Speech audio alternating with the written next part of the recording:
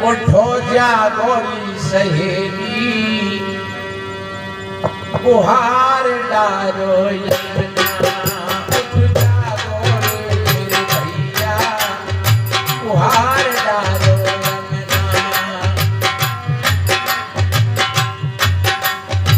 बुहार डारो यमुना तुम झार डारो यमुना उठ जागो रे कहना बुहार डारो यमुना उठ जागो रे मेरे भैया बुहार डारो यमुना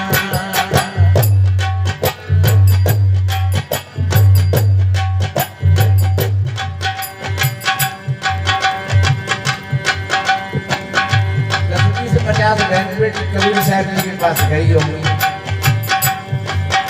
उन्होंने कहा होगा गुरुदेव हम पहाड़ों पर नहीं तपस्या कर सकते हैं, जंगल की झाड़ियों में जाकर के नहीं छुप सकते हैं और पहाड़ों की चोटियों पर जाने की कोई जरूरत भी नहीं है। पहाड़ों में जाने की कोई आवश्यकता नहीं है। सदगुरु कबीर साहब जी का वो मार्ग है बीच का। आप जहां रह रहे हो और जैसी स्थिति में हो उसी स्थिति में तुम अपने जीवन को कल्याण में बना सकते हो,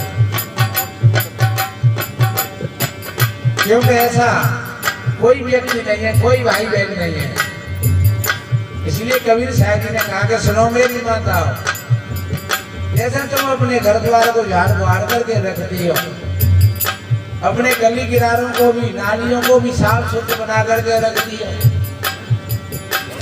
जैसे तुम अपने कपड़ा और वस्त्रों को साफ बना करके रखती हो, तुम अपने मन और इंद्रियों को भी इसी तरीका से साफ बना करके रखना, शुद्ध बना करके रखना। बहुत बड़ी गहरी बात है।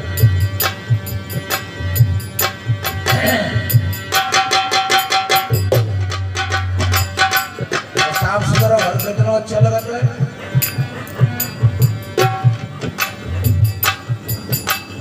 पत्थर को तुम सुंदर नहीं बनाते हो, तुम्हारे घर में मार्बल लगी है, बड़ी चमक है, बड़ी पॉलिश है, लेकिन जब आप धूल जमी गई फिर तुम क्या करोगे? आप पोंछा लगाओगे। और जब पोंछा लगा दोगे तो फिर क्योंकि चमक तो वहां में आती है। तुमने चमक धोरे डाल दिया वहां में, तुमने केवल धूल को हटाया है। बस ये धूल को ही हटाना है, और धूल हटेगी विचार से और विवेक से, किसी नाम जप से नहीं। क्योंकि तुम्हारा कपड़ा मैला होए और तुम नाम जप करो, हे राम हे राम हे राम हे राम जी कपड़ा साफ रह जाए, हे राम हे राम हे राम, हे गुरु महाराज जी कपड़ा साफ रह जाए, हे कबीर बाबा जी कपड़ा साफ रह जाए। बस कपड़ा कैसे साफ होगा? उसके लिए तो साबुन और तेल की आवश्यकता है, पानी।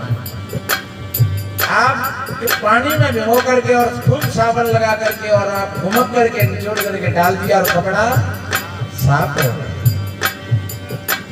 और अगर तुम कहते रहते तो कपड़ा साफ हो जाता, तो हमारा जो चित्त है वो कपड़े के समान तो है, और क्या है। तो किसी का नाम लेने से नहीं, एक बार में भजन में कहते नहीं,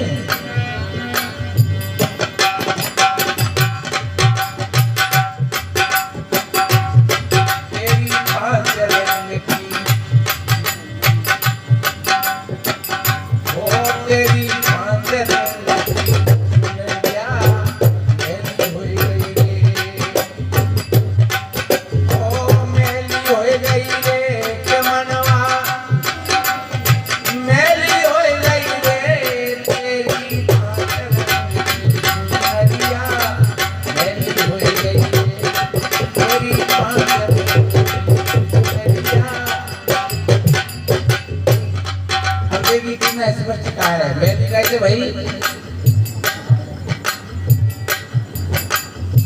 झूठ कपट के दाग लगे हैं। इसमें कोई व्याकरण नहीं है, कोई उर्दू और फारसी इंग्लिश नहीं है, कितना सीधा है। ये सदगुरु कबीर साहब जी का जो ज्ञान है कितना सीधा है।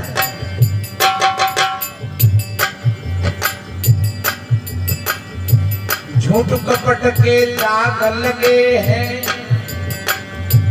विषय भोग की काई, और दम्भलों की भरी गंदगी,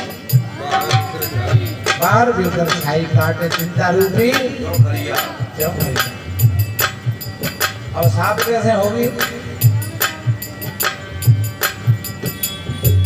ज्ञान सावन लगे ज्ञान को, प्रेम भक्ति को पानी। ओ ज्ञान सावन लगे ज्ञान को, प्रेम भक्ति को पानी। और ध्यान सुरत की पटिया करके, जय धोवे मूर्ति से आनी सिंह है भारत की परिया। तेरी भाचन की परिया, ओ तेरी भाचन की परिया। ओ मेरी हो गई रे मेरी है गई तेरी भाचन की परिया। इसलिए मेरे भाइयों ज्ञान का सावन और सत्संग का पानी। और आप बैठ करके देखिए आपका मन निर्मल हो जाएगा। किसी को झाड़ू कहा है, कबीर साहब जी ने कहा है,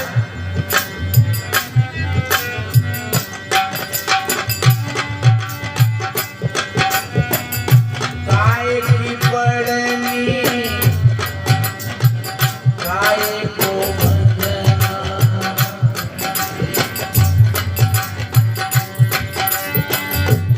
ओ काय की पड़नी काय को बंदना। ओ काय को पूरा पड़ो तेरे अंगना। काय को पूरा पड़ो तेरे अंगना। फोटो जागोरी सहेली तुहार डालो अंगना।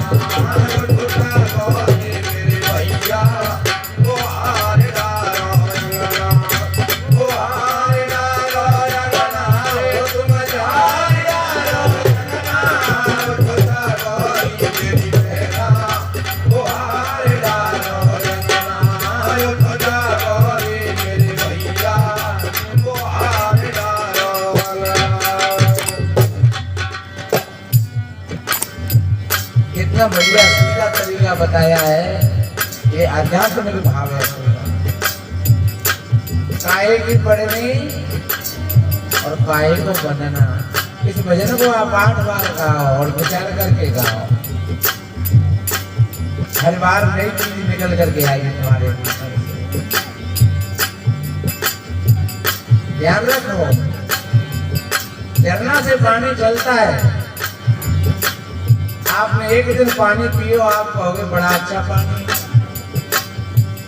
और दूसरे दिन गए आप कहोगे बड़ा अच्छा पानी, तीसरे दिन गए बड़ा अच्छा पानी, और वो पानी चला गया है नया और अच्छा ही अच्छा लगता जाता है। हमारा हृदय भी एक झरना के समान है। जब कहीं काम क्रोध लोभ मोह मद अहंकार के विकार पैदा हो जाते, कीचड़ हो जाता है, तो झरना गंदा हो जाता है। और जब विचारों में पवित्रता होती है तो फिर आपके हृदय में सर्वजन हिताय सर्वजन सुखाय की भावना पैदा हो जाती है। और जो भाई बहन सबका सुख